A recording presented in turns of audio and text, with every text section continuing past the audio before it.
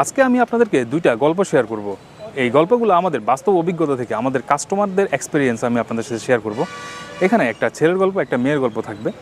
তো প্রথমত আমি ছেলের গল্পটা দিয়ে শুরু করি। আমাদের একজন কাস্টমার একটা পোমোডোর অর্ডার করছিল, মেবি ক্লাস 8 অথবা 9-এ পড়ে, এরকম একটা ছেলে।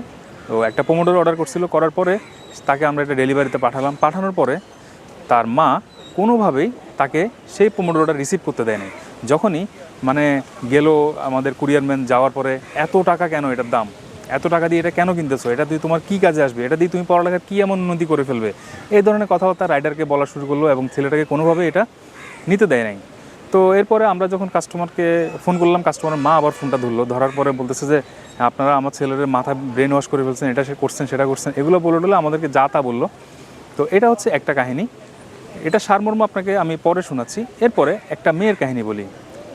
ঠিক এর কিছুদিন আগে একটা মেয়ে আমাদের কাছে আমাদের এই পোমোডোরোটা অর্ডার করছিল, জেনজি মডেলের এই পোমোডোরোটা অর্ডার করার সময় সে কী করলো, বুদ্ধি করে আমাদেরকে বলতেছিল, ভাই আপনাদের কি বিকাশ পেমেন্ট আছে বা বিকাশে পে করা যাবে কি না? আমরা বললাম হ্যাঁ অবশ্যই যাবে। তো উনি কী করলো, আমাদেরকে একদম প্রায় পোমোডোরোর যে দাম তার মোটামুটি 95% আমাদেরকে টাকা পেমেন্ট করে দিল আগেই অ্যাডভান্স।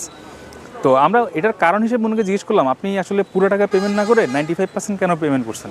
তো উনি আমাদেরকে বলতেছিল, আসলে এটা তো আসলে পড়ালেখার জন্য অনেক হেল্পফুল, কিন্তু আমার গার্ডিয়ান আমার আব্বু আম্মু এই জিনিসটা বুঝবে না, ওনাদেরকে বোঝানো আমার পক্ষে এই মুহূর্তে সম্ভব না, পরবর্তীতে আমি ওনাদেরকে বুঝাবো।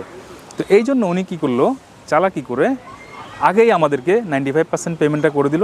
যখন ডেলিভারি ম্যান বা রাইডার ওনার লোকেশানে গেল, যাওয়ার পর দেখলো যে মাত্র 50 বা 100 টাকা দিয়ে এই জিনিসটা কিনতেছে, তখন ওনার মা ভাবলো যে জিনিসটার দাম 50 বা 100 টাকা। তো সিওডিতে ছিল হচ্ছে আপনার 50 থেকে 100 টাকা। তো এখানে আমি বুদ্ধির কথাটা এই জন্যই বললাম, এই মেয়ে কাস্টমারটা আমাদেরকে বুদ্ধি করে জিনিসটা খুব সুন্দরভাবে আগে নিয়ে নিছে এবং গার্ডিয়ানকেও বুঝতে দেয় না যে আসলে সে তো বুঝতেছে আসলে এটা তার জন্য কতটাই দরকার, কিন্তু তার গার্ডিয়ান আসলে বুঝতেছে না। তো এখন আমি আপনাদেরকে দুইটা গল্প কেন শেয়ার করলাম, যে বর্তমান যুগের যে গার্ডিয়ানরা আছে, যেমন ধরুন আমাদের মা বাবার কথা বলতেছি, আমাদের যারা মা বাবা আছে ওরা ম্যাক্সিমামই দেখা যাচ্ছে যে 90s আগের, আমাদের আরও আগের 80s আগের হতে পারে।